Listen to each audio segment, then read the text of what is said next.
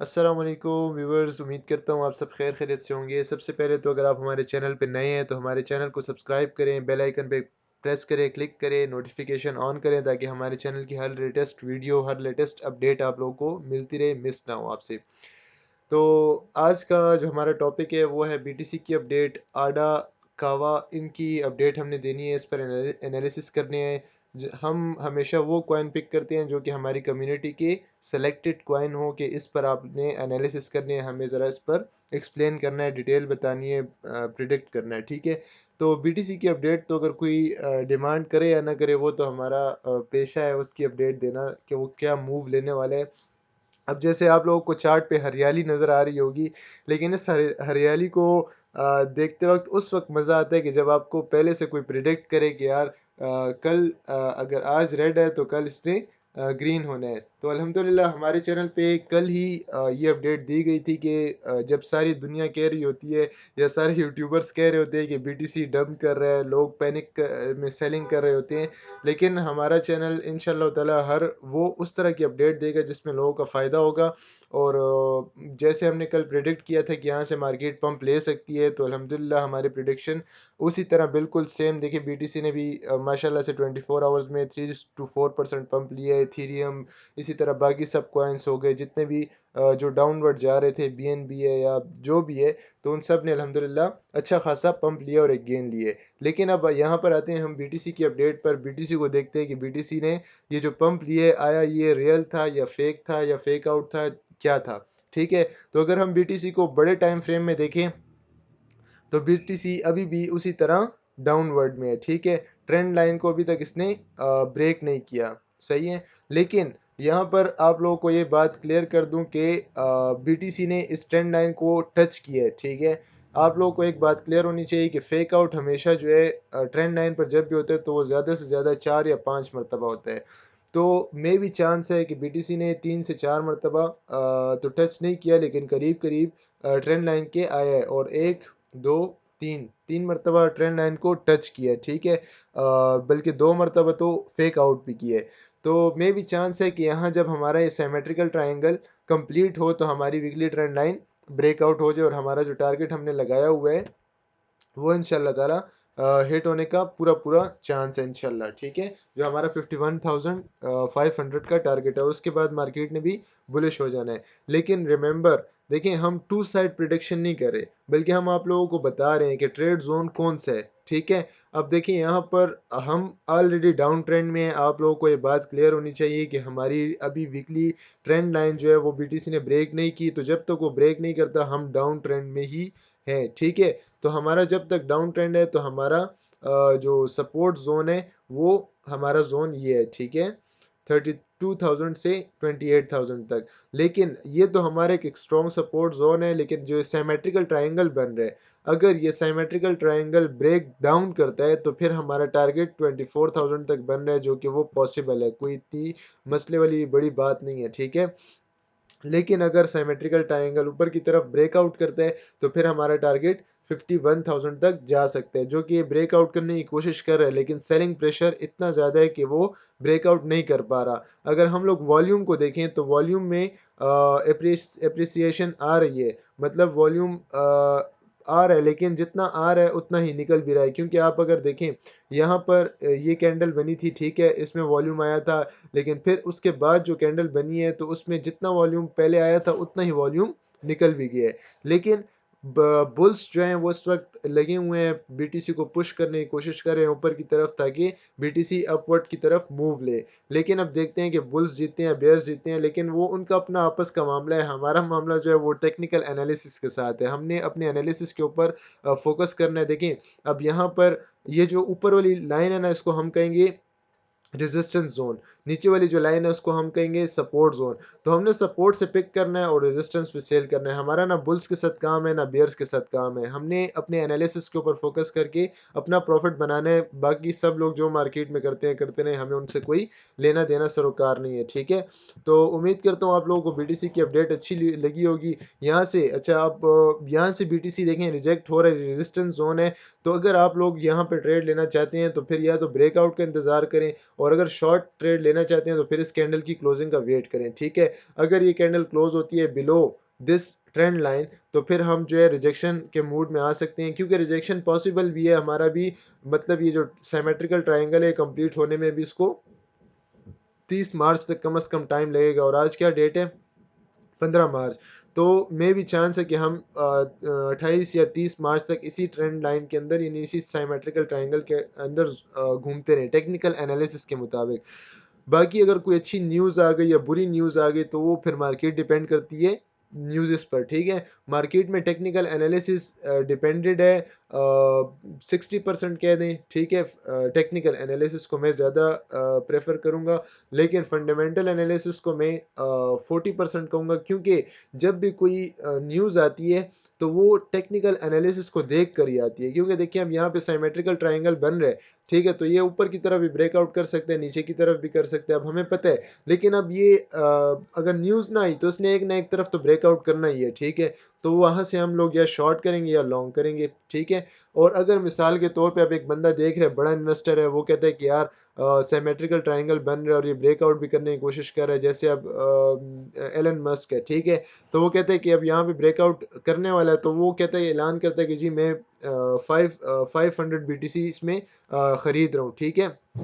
तो वो उस न्यूज़ की वजह से सब लोग बाय करने लग जाते हैं। तो ऑलरेडी यहाँ पे एक पैटर्न बना होता है, अगर जो फोकस करेगा कि यार यहाँ पे एक अच्छी न्यूज़ भी आई है और पैटर्न भी बन रहा है, ब्रेकआउट भी हुआ है, तो वो जो एलन मस्क होगा तो वो भी इसी पैटर्न को देख के बाय करेगा। ये नहीं है कि वो बस जी इसी तरह मार्केट में उतर गया, कूद गया। उन सबको जो है ना, बड़े बड़े जितने भी इन्वेस्टर्स होते हैं वो मार्केट को एनालाइज करते हैं कैंडल स्टिक्स के थ्रू, पैटर्न्स के थ्रू, उसके बाद जो है वो इन्वेस्टमेंट करते हैं। हमारी तरह नहीं है कि जी बस कहीं पर भी बीटीसी जी ग्रीन कैंडल बना रहा है तो इसमें इन्वेस्ट कर दो, रेड बना रहा है तो उसमें शॉर्ट कर लो, नहीं।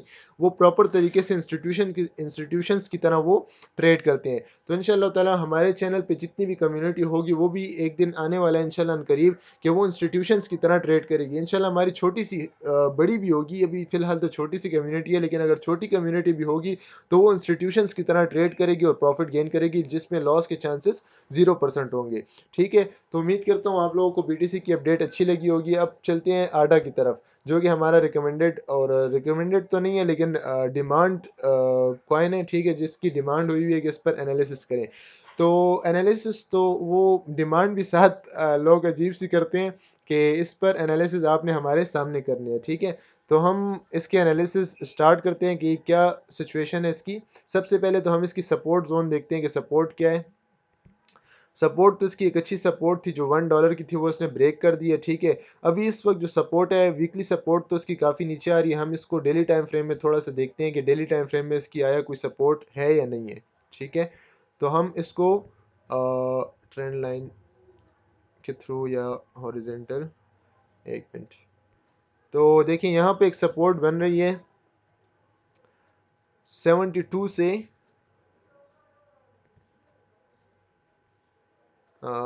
ये देखें, या इसको थोड़ा सा ऊपर कर देते हैं, विक से भी 74 से कर देते हैं, ठीक है।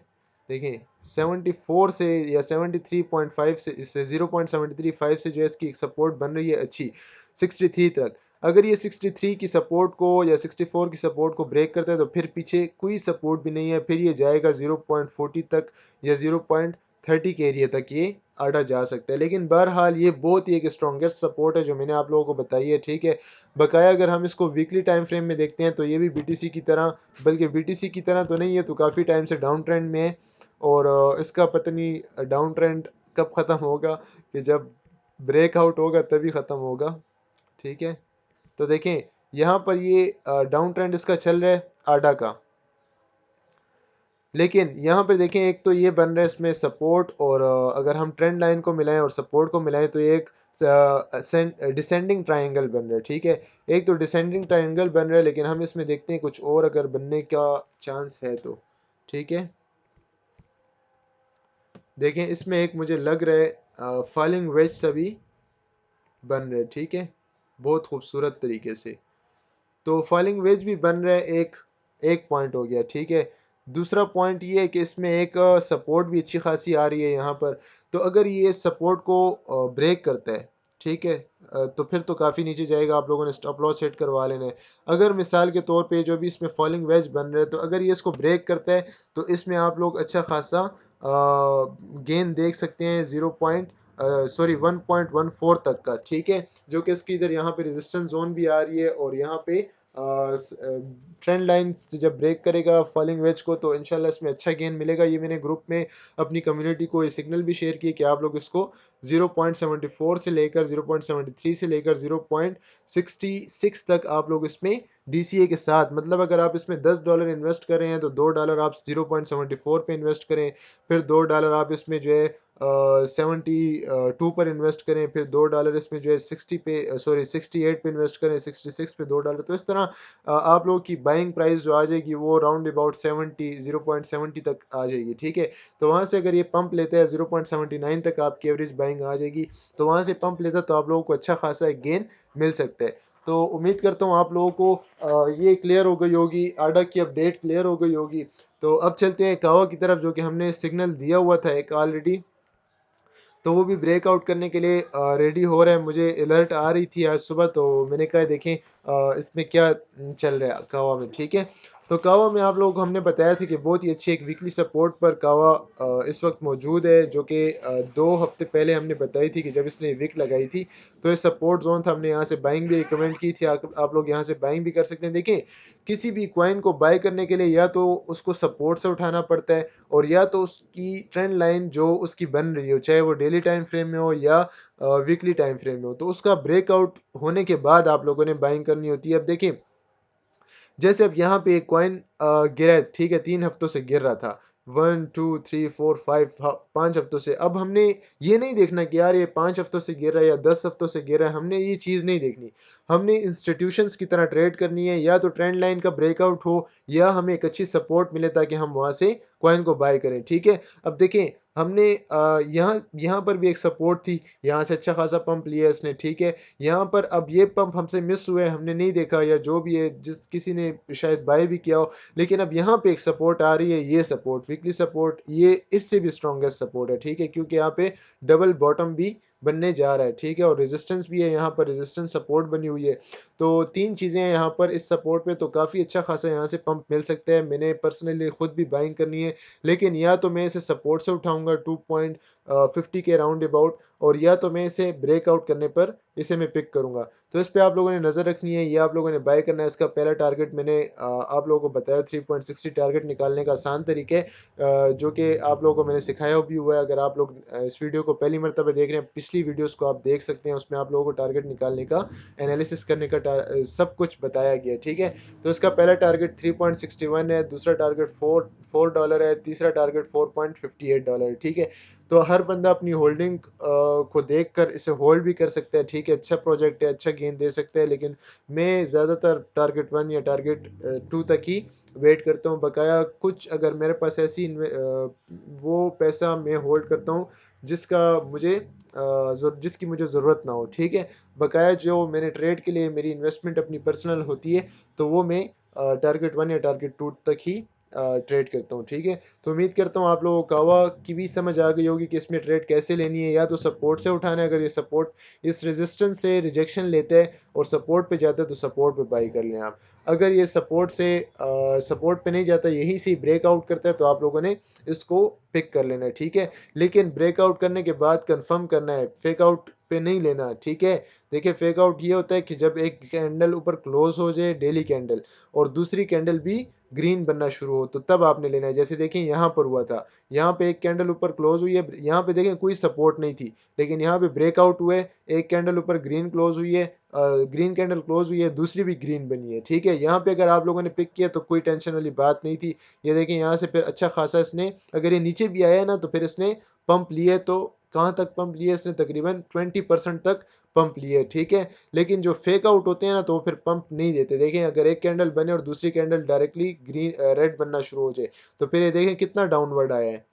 13% डाउन आया है। ठीक है, तो इस चीज़ का आप लोगों ने एहतियात करनी है कि आप लोगों ने ब्रेकआउट कंफर्म ब्रेकआउट पे लेना है या तो सपोर्ट से पिक करना है। ठीक है, तो उम्मीद करता हूँ आप लोगों को आज की अपडेट अच्छी लगी होगी, बीटीसी के वक्त क्लियर हो गया होगा। तो इंशाल्लाह मिलेंगे एक नेक्स्ट वीडियो में अच्छे से कंटेंट के साथ, अच्छी सी अपडेट के साथ, अच्छे से एनालिसिस के साथ।